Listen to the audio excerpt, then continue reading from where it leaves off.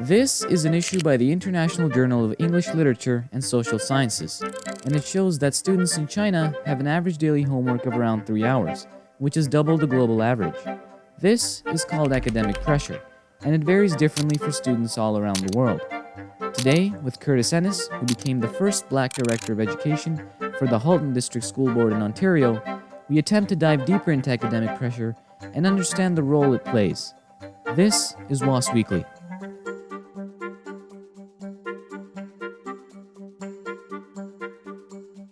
Mr. Ennis, welcome to the podcast. Thank you so much, Morse, for having me. I'm so happy to be here. Now, Mr. Ennis, you're no newcomer to the world of academic pressure. You worked your way up to head boy at your high school, held many top positions throughout your career, such as the director of education. What was and what is that like? Do you think this rigor and pressure taught you something valuable, made you who you are? Or is it an unnecessary burden? Well, I think that all of the experiences that I've had throughout my schooling has certainly helped to shape and mold me into the person that I am today.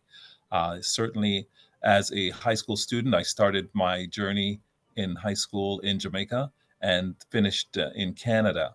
And so I have the best of both worlds.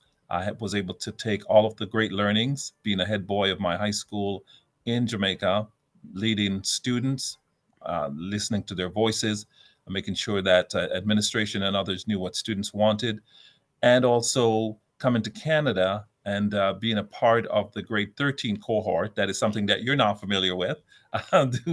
We had grade 13 back in the day, where students after grade 12 year would have their OAC grade 13. So it certainly helped to shape and mold who I am today. The pressures were really what I would term as motivated. I was motivated to be a student. Certainly, my father, when I came to Canada, said to me, "You have a choice. You can go to work, try to find a job, or you can go to school." And so, really, if there was a pressure, it wasn't from family, it was self imposed. It was something that I wanted to do. I wanted to be a student because I knew that education really is a pathway for greater success. And that's something that I learned very early on in my career. And so I chose to go to school. I chose to be involved in the academic pursuit as far as I could take it. And I put the pressure on myself. And so I really looked at it as motivation rather than pressure. It wasn't really a negative pressure, it was a positive pressure because I knew that it was meant for my good, something that would help me as I, get older and more advanced. Right. Mr. Ennis, you said, I can tell that you are a very eager student, really willing to get ahead. Not everyone's like that. Do you think this is something we can all learn to become? Certainly, everyone finds motivation and passion at different times in their lives, and for different reasons and for different purpose. Sometimes, there are those who are considered to be early bloomers, and those who are considered to be late bloomers. I have, four daughters, as you know as well, and some of them knew what they wanted to do when they were in elementary school, and so they were motivated to follow their pursuits from an early age. Others did not. I took a lot of twists and turns in my journey to be where I am today.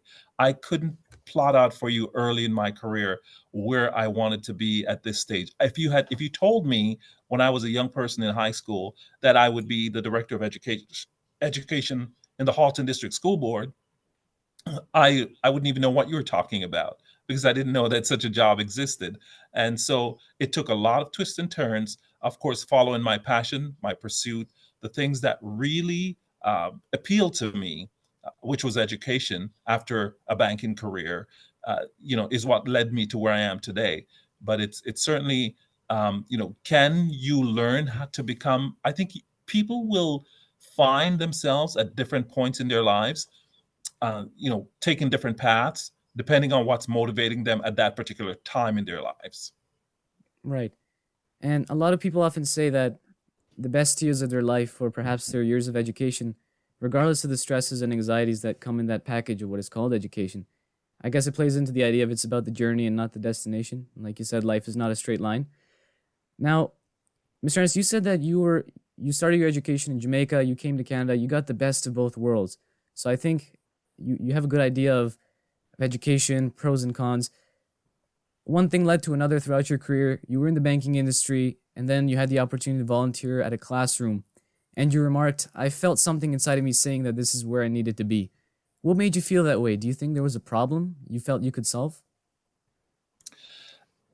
I have to tell you, Moise, one of the things when I volunteered in that classroom, and I forgot what year it was now, but it was many years ago.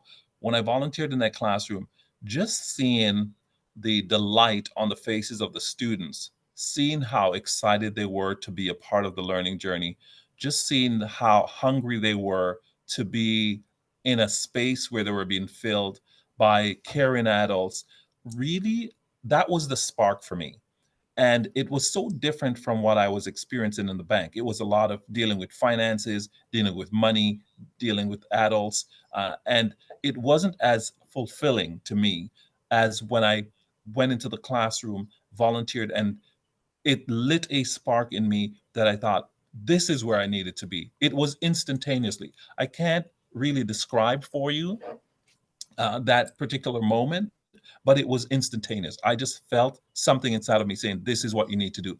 And I immediately started to make plans to go back to school to pursue my bachelor's of education to get that degree so that I could be in the classroom as a teacher, which is a career that I absolutely loved. Right. As we progress into higher grades, the rigor of school increases, and academic pressure seems to be a bit of a fundamental challenge for students. Now, of course, there's eager students, they cope well with it, they excel, and then there's also students who may struggle. So basically, it's not a matter of maybe getting rid of academic pressure, but learning to exist alongside it. I'm curious, you're an eager student.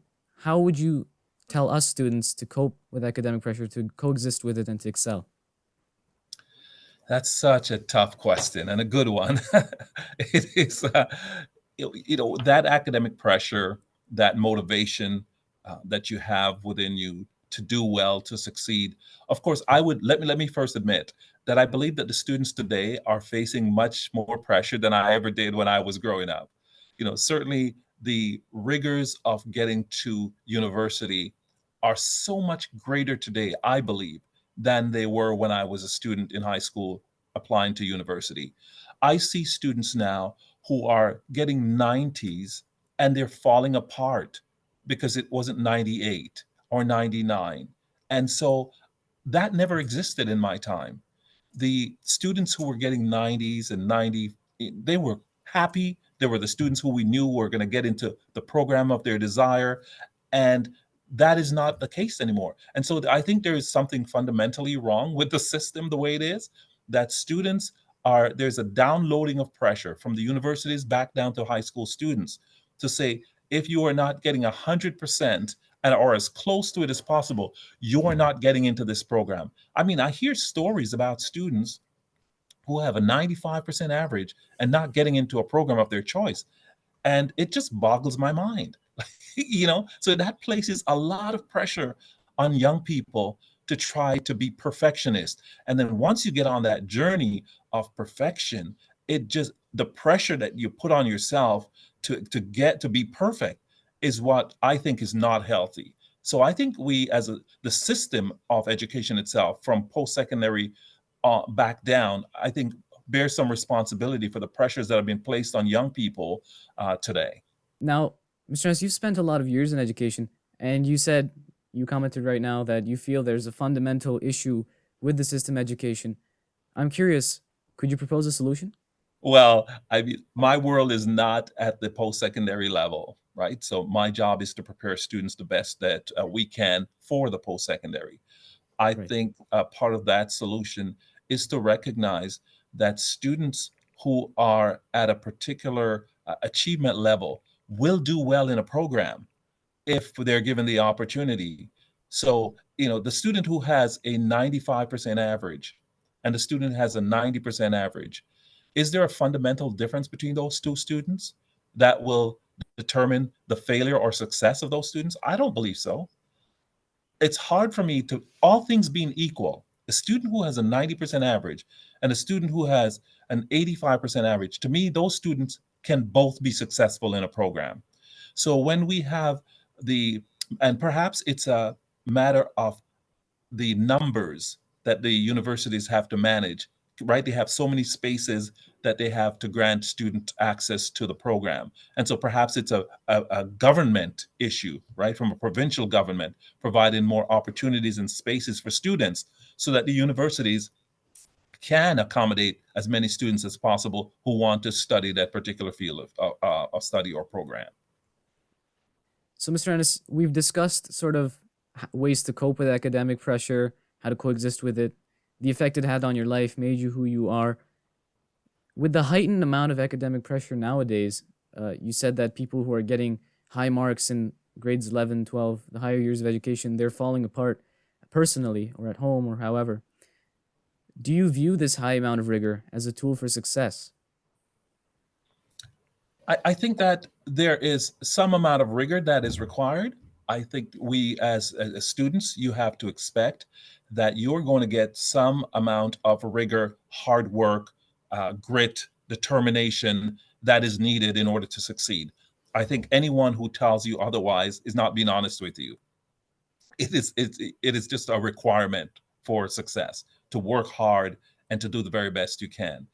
But I think there is a line, and I think it crosses over into not just motivation, but a negative pressure that I think is contributing to some of the mental health challenges that we see in our young people who are gaining high marks and are still not satisfied with themselves, thinks that they are failures when they are excellent Ontario Scholar students and who sees themselves negatively.